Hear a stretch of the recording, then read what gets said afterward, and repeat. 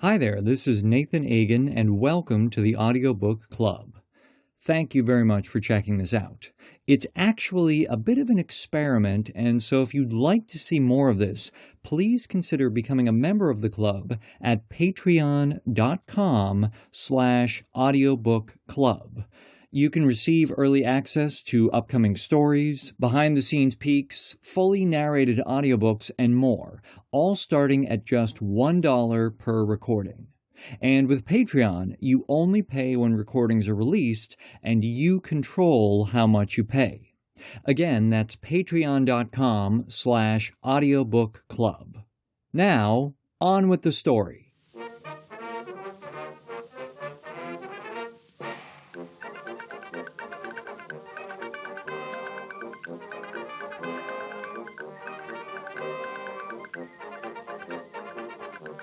Melons by Bret Harte.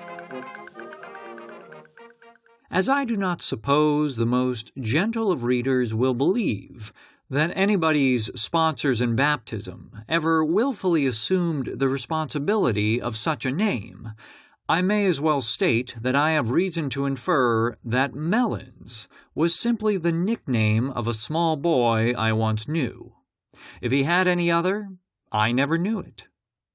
Various theories were often projected by me to account for this strange cognomen.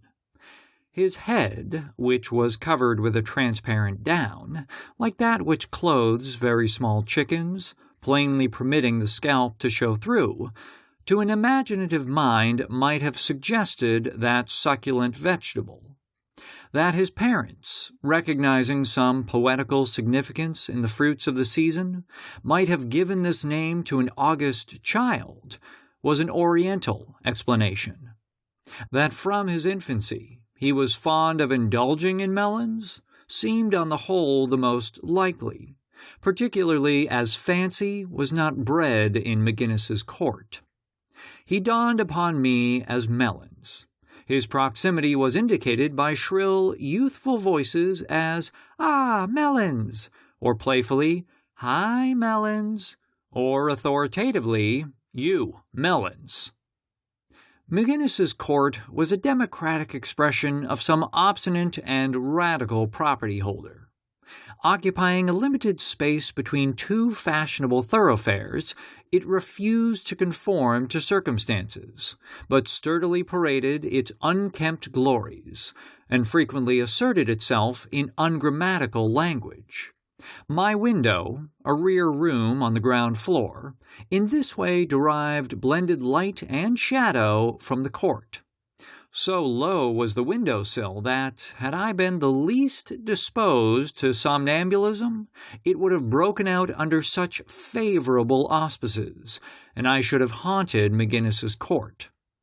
My speculations as to the origin of the court were not altogether gratuitous, for by means of this window I once saw the past, as through a glass, darkly.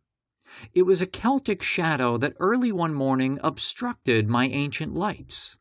It seemed to belong to an individual with a peacoat, a stubby pipe, and bristling beard. He was gazing intently at the court, resting on a heavy cane, somewhat in the way that heroes dramatically visit the scenes of their boyhood.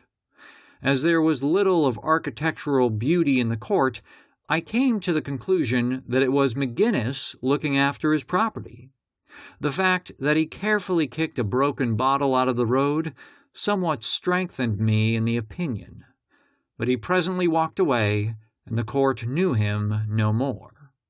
He probably collected his rents by proxy, if he collected them at all.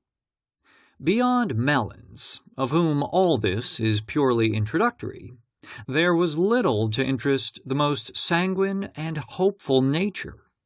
In common with all such localities, a great deal of washing was done, in comparison with the visible results.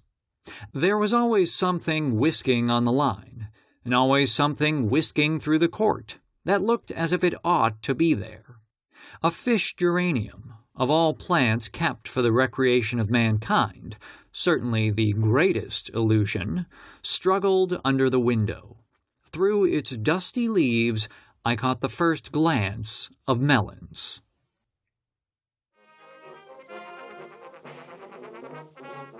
Hey there, it's Nathan one more time. Thanks again for listening.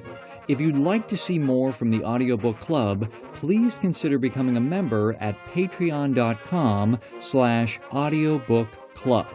You can get started for just $1 per recording, get access to a bunch of perks, and control exactly how much you're paying for the club.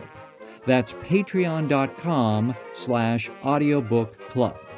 See you in the next story.